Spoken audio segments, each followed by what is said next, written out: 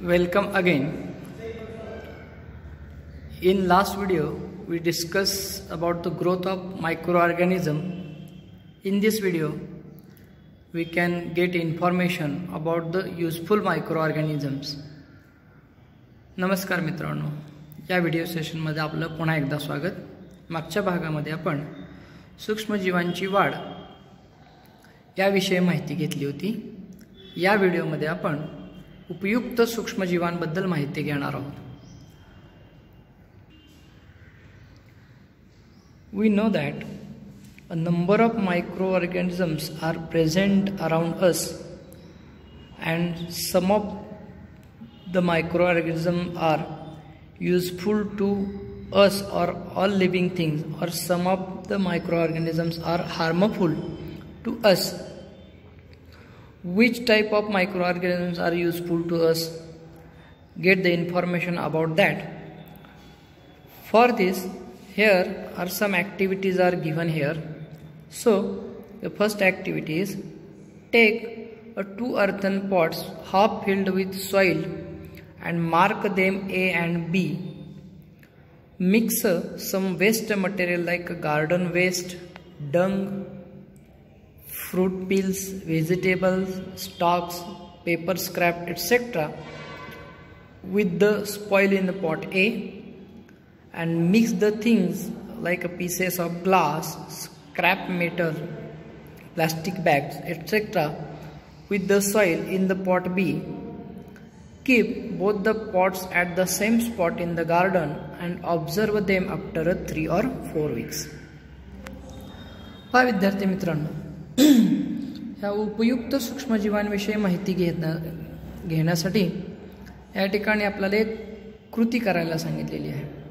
या कृतीमध्ये आपल्याला 2 कुंड्या घ्यायला सांगितलेल्या आहेत. या कुंड्या आधी अर्ध्या मातीने भरायच्या आहेत. एका कुंडीला ए हे नाव द्यायचं आहे आणि दुसऱ्या कुंडीला बी हे नाव द्यायचं आहे.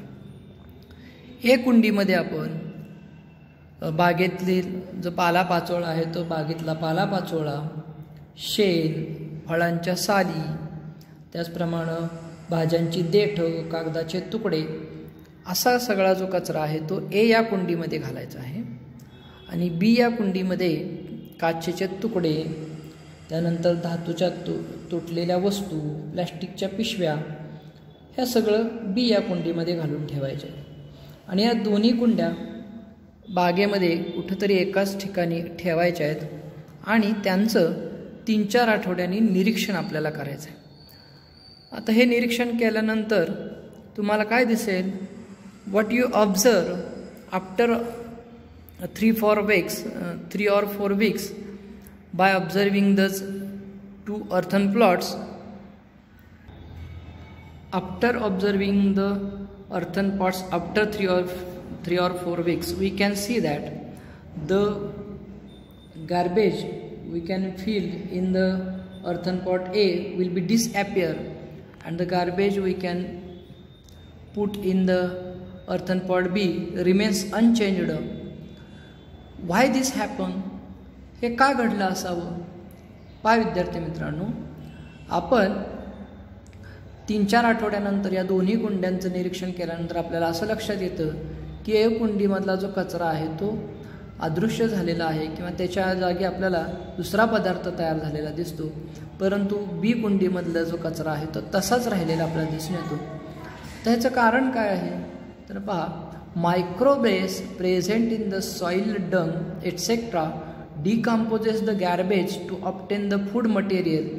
As a result, the garbage is soon converted into manure of the best quality, and our surroundings are kept clean. As in the case of garbage, for proper sewage disposal too, microbes are released into the sewage so as to help in the quick decomposition of the organic compounds in it.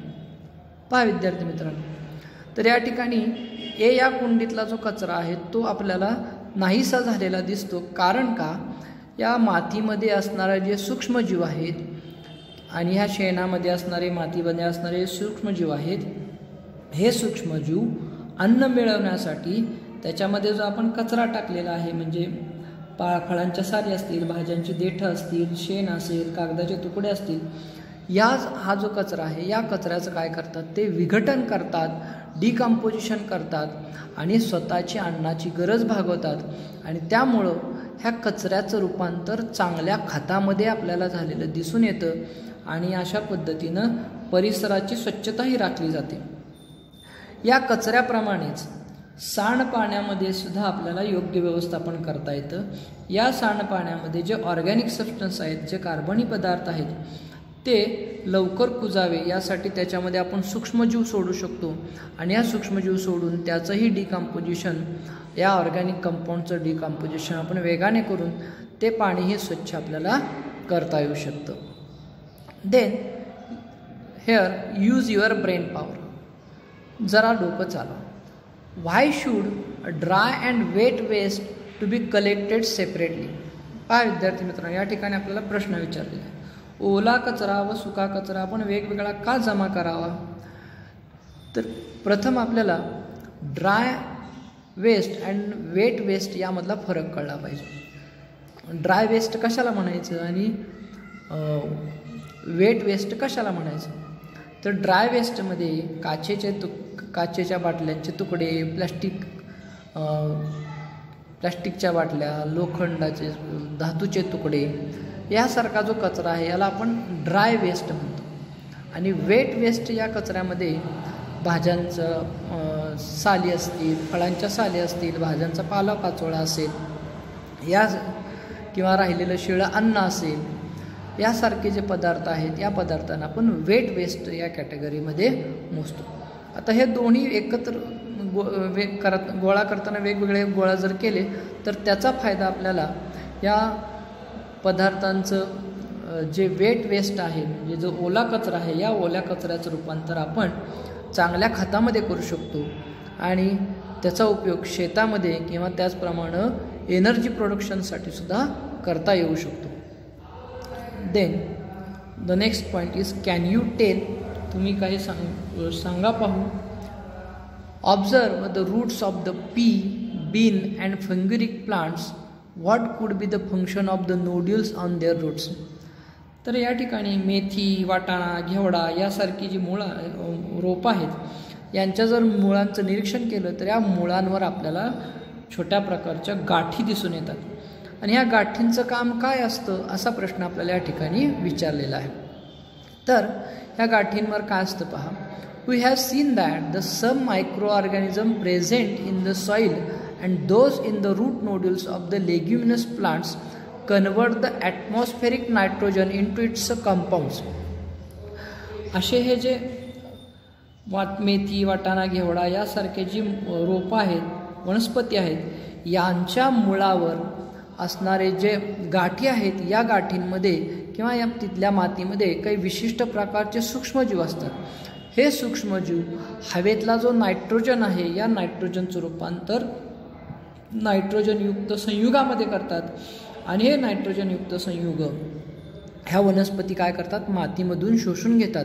वनस्पतींना हवेतला जो nitrogen आहे तो nitrogen directly म्हणजे प्रत्यक्ष घेता येत नाही. तर ह्या नायट्रोजनचं जे संयुग तयार झालेलं आहे हे संयुग मातीमध्ये मिसळलं जातं आणि मातीमधून मुळावाटे या वनस्पती काय करतात, हे नायट्रोजनयुक्त पोषक घटक शोषून घेऊन स्वतःची वाढ चांगल्या पद्धतीनं करतात. Thus nitrogenous compounds help to increase the soil fertility and thereby the protein content of the pulses grown in that soil. आणि आत्ताच सांगितल्याप्रमाणे की हे जे नायट्रोजनयुक्त संयुग आहेत या संयुगामुळं जमिनीची सुपीकता वाढते आणि त्यामुळं कडधान्यामधलं प्रथिनांचं प्रमाण वाढण्यास मदत होते. अशा पद्धतीनं हे सूक्ष्मजीव या वनस्पतींच्या वाढीसाठी सुद्धा खूप उपयुक्त ठरतात. म्हणजे या ठिकाणी या सूक्ष्मजीवांची उपयुक्तता आपल्याला दिसते. या ठिकाणी एक आपल्याला उपक्रम सांगितलेला आहे, प्रकल्प सांगितलेला आहे. काय सांगितलं आहे पहा. Visit the garbage depot near your village city, find out the reason for burying the garbage in the large pits there. तर आपल्या शहराच्या बाजूवर असणाऱ्या एखाद्या कचरा डेपोला भेट द्या आणि मोठमोठ्या खड्ड्यांमध्ये हा कचरा गाडला जातो त्याच्या मागचं तत्त्व शोधा. ह्याच्या मागचं तत्त्व सोपं आहे की हा जो कचरा आहे याच्यामध्ये ओला कचरा आणि सुका कचरा वेगळा केला जातो आणि जो ओला कचरा आहे तो ओला कचरा एखाद्या खड्ड्यामध्ये पुरला जातो, गाडला जातो आणि मग त्याचं रूपांतर खतामध्ये होतं. हे मातीतले सूक्ष्मजीव ह्या ओल्या कचऱ्याचं रूपांतर खतामध्ये करतात. या खताचा उपयोग आपल्याला शेतामध्ये चांगलं उत्पादन घेण्यासाठी करता येऊ शकतो. देन लेट अस रिकॉल, थोडे आठवा. What does your mother do to make yogurt from the milk. तर विद्यार्थी मित्रांनो, आपण आपल्या घरामध्ये निरीक्षण केलं असेल की आपल्या घरामध्ये आई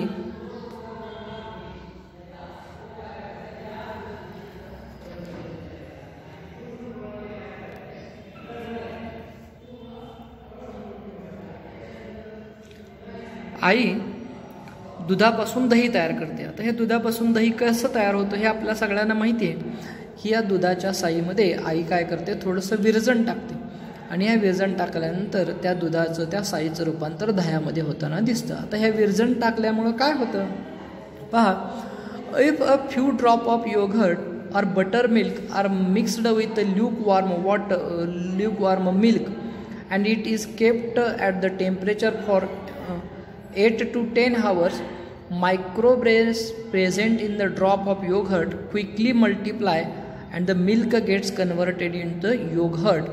Microbes are thus useful for producing the milk products like butter, buttermilk, cheese, paneer, etc. तर विद्यार्थी मित्रांनो, ही आपण या कोमट दुधामध्ये आई काय करते तर दह्याचे किंवा ताकाचे काही थेंब टाकते.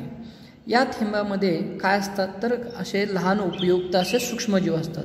हे उपयुक्त सूक्ष्मजीव काय होतात, आपली वाढ झपाट्याने त्या ठिकाणी करतात आणि त्यामुळं या दुधाचं रूपांतर दह्यामध्ये होतं आणि मग त्यानंतर या दुधापासून तयार होणारे अनेक प्रकारचे पदार्थ, मग दुधापासून दही, दह्यापासून ताक, ताकापासून लोणी, त्याचप्रमाणे चीज, पनीर यासारखे पदार्थसुद्धा आपण या सूक्ष्मजीवांच्या माध्यमातून मिळवू शकतो. म्हणजे अशा पद्धतीनं हे सूक्ष्मजीव मानवाला किंवा आपल्याला अनेक प्रकारे उपयुक्त ठरत असतात.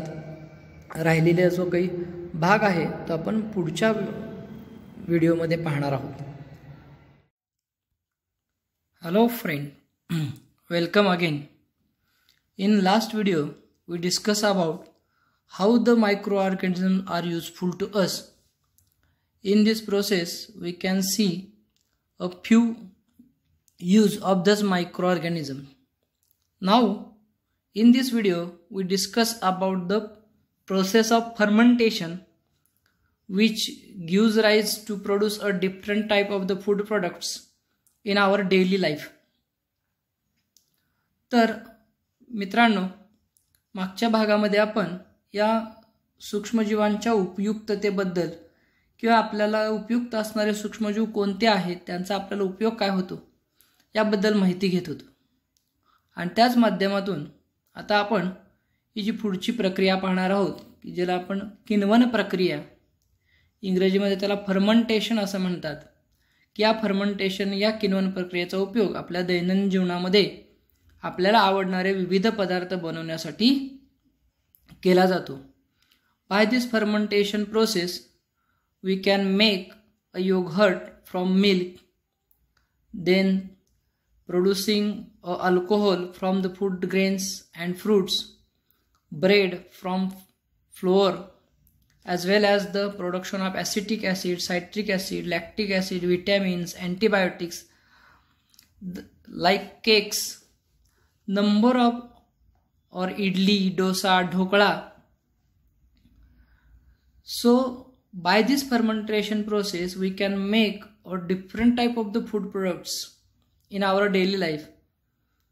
तर मित्रांनो, ही जी फर्मेंटेशन किंवा ही जी किण्वन प्रक्रिया आहे, ही किण्वन प्रक्रियेमुळे आपल्याला आपल्या दैनंदिन जीवनामधले असंख्य खाद्यपदार्थ बनवता येतात. उदाहरणार्थ दुधापासून दही असेल, त्याचप्रमाणे धान्य आणि फळांपासून अल्कोहोलची निर्मिती असेल, पिठापासून ब्रेड किंवा केक यासारखे पदार्थ असतील, त्याचबरोबर इडली, डोसा, ढोकळा यासारखे जे स्पॉन्जी पदार्थ आहेत ते पदार्थ असतील, त्याचप्रमाणे औद्योगिक क्षेत्रामध्ये लागणारे, इंडस्ट्रियल यूजमध्ये लागणारे acetic acid, citric acid, lactic acid, त्याचप्रमाणे काही जीवनसत्व, व्हिटॅमिन्स, त्याचप्रमाणे अँटीबायोटिक्स, प्रतिजैविके यासारख्या पदार्थांच्या निर्मितीमध्ये या फर्मेंटेशन प्रोसेसचा आपल्याला उपयोग होताना दिसून येतो. ही फर्मेंटेशन प्रोसेस म्हणजे नेमकी काय आहे? What is meant by fermentation? Let us see. This is the chemical process of conversion of one type of carbon compound into the another type of carbon compound by the action of microorganism is called fermentation. I can repeat the definition of fermentation.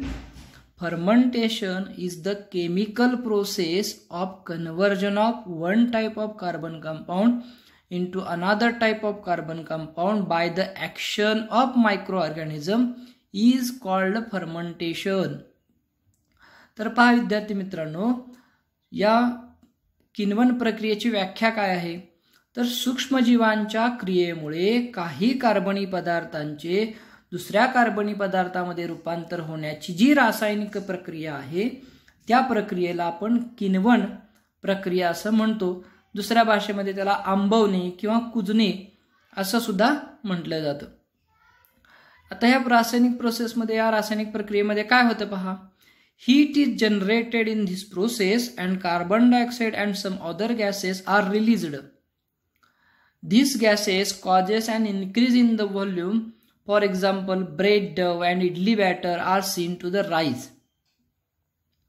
तर या fermentation प्रक्रियेमध्ये, या किण्वन प्रक्रियेमध्ये काय होतं तर उष्णता निर्माण होते आणि ही उष्णता काय होत असते, त्या पदार्थामधून बाहेर पडत असताना त्या पदार्थामधून कार्बन डायऑक्साईड किंवा इतर वायू काय होत असतात, बाहेर पडतात.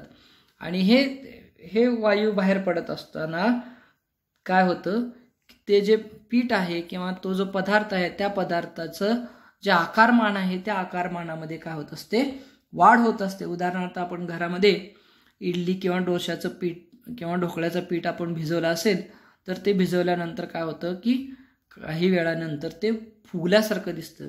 आता हे फुगण्याचं कारण काय आहे तर the release of gases like carbon dioxide and other gases. तर या ठिकाणी या फर्मेंटेशन प्रक्रियेमध्ये या सूक्ष्मजीवांमुळे होणारी जी काही क्रिया आहे या क्रियेमुळं या पिठामधून काय होत असतात, कार्बन डायऑक्साईड किंवा इतर वायू काय असतात बाहेर पडत असतात. आणि हे बाहेर पडत असताना ते काय करतात तर त्या पिठाचं जे व्हॉल्यूम आहे ते व्हॉल्यूम काय होतात, आकारमान काय होतात, वाढवतात. आणि त्यामुळे ते पीठ काय होतं आपल्याला फुगल्यासारखं दिसतं.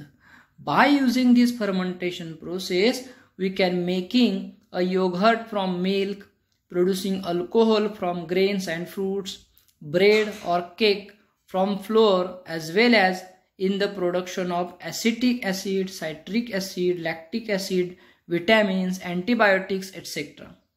तर मित्रांनो, या किण्वन प्रक्रियेचा उपयोग करून आपण पाव, इडली, डोसा, ढोकळा यासारखे पदार्थ, त्याचप्रमाणे दुधापासून दही बनवणे, फळ आणि धान्यापासून अल्कोहोल निर्माण करणे, त्याचप्रमाणे पिठापासून केक, पाव यासारखे पदार्थ बनवणे, त्याचप्रमाणे acetic acid, citric acid, lactic आम्ल, जीवनसत्व, अँटीबायोटिक म्हणजे प्रतिजैविक यांच्या निर्मितीमध्ये या फर्मेंटेशन प्रोसेस ही खूप महत्त्वाची असते. Then use your brain power. जरा डोके चालवा. काय पहा, why is the yogurt mixed in the batter of dough or making रवा, इडली, भटुरे, नान etc.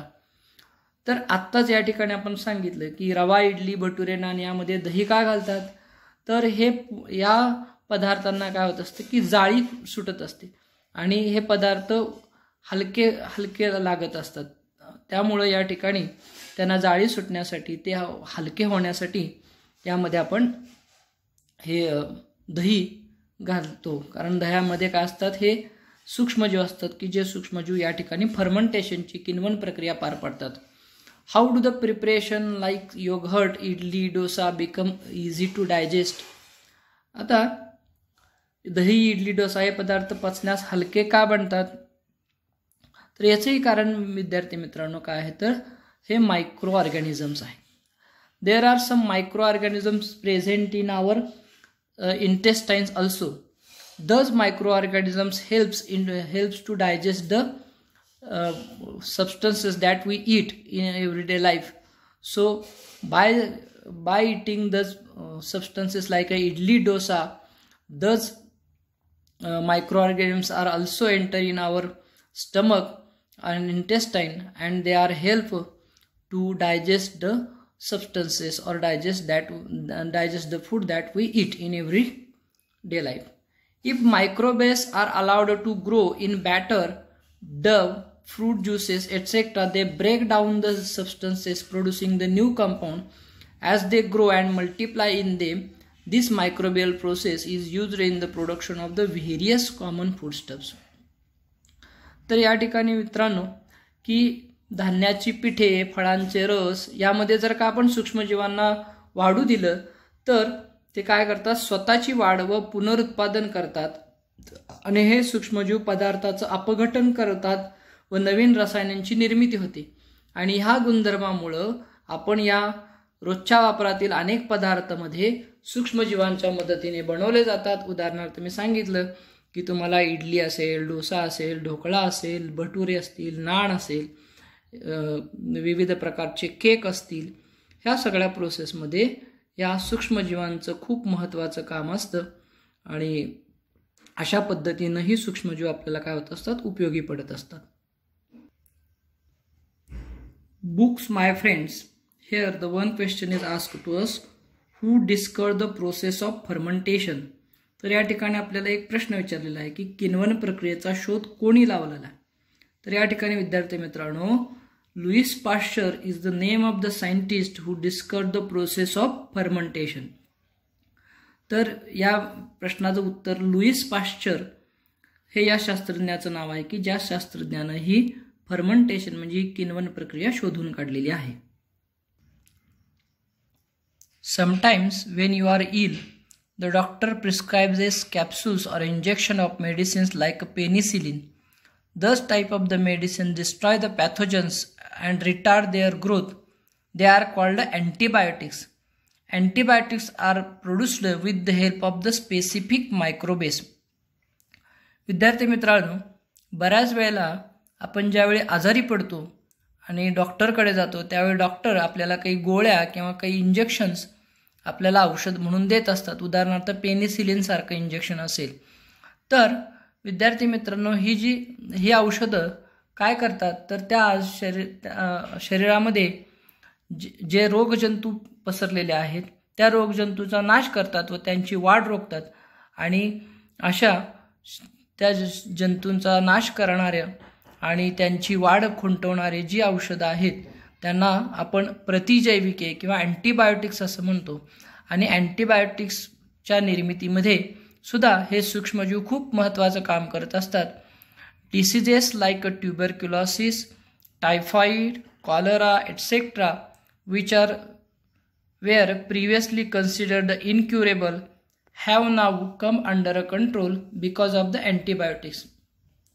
तर विद्यार्थी मित्रांनो, पूर्वीच्या काळी TB असेल, टायफॉइड असेल, कॉलरा असेल यासारखे जे सूक्ष्म रोग होते की जे इनक्युअर म्हणजे असाध्य असे रोग होते की ज्यांचा आजार किंवा ज्यांचा उपचार करणं अशक्य होतं, तेच आजार आज आपण या ठिकाणी या प्रतिजैविकांच्या माध्यमातून त्या आजारांवर सहजरित्या मात करू शकतो.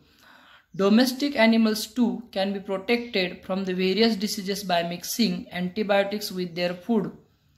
Plant diseases can also be controlled with the help of antibiotics. ज्याप्रमाणे मानवांमधील काही आजार बरे करण्यासाठी या सूक्ष्मजीवांचा उपयोग या अँटीबायोटिक्सच्या निर्मितीमध्ये केला जातो, त्याचप्रमाणे जे पाळीव प्राणी असतात त्या पाळीव प्राण्यांच्या मधलेही अनेक प्रकारचे रोग दूर करण्यासाठी या ठिकाणी त्यांच्या अन्नामधून त्यांना प्रतिजैविके दिली जातात. त्याचप्रमाणे वनस्पतींमधील सुद्धा काही रोग या सूक्ष्मजीवांच्या या प्रतिजैविकांच्या सहाय्याने आपल्याला दूर करता येतात. आणि म्हणून या प्रतिजैविकांच्या निर्मितीमध्ये आपल्याला या सूक्ष्मजीवांचा वाटा फार मोठ्या प्रमाणात दिसून येतो. अशा प्रकारे हे सूक्ष्मजीव या औषध निर्मितीमध्ये सुद्धा उपयोगी होताना आपल्याला दिसून येतात.